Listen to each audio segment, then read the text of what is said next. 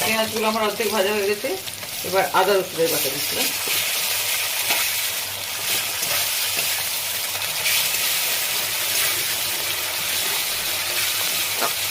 পরিমাণ মতো যতটা হলুদ লাগবে ততটা দিয়ে দেবো, লবণ,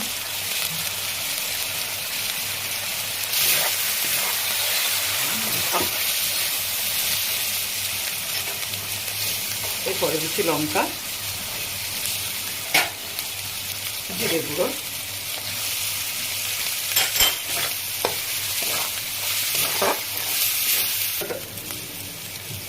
মশলাটা যাতে না পুড়ে যায় তার জন্য একটু জল দেবো। মশলাটা একটু হাফ ভাজা হয়েছে। এরপরে আমি আলু আর মাংসটা কিমাটা একসঙ্গে দিয়ে দেবো।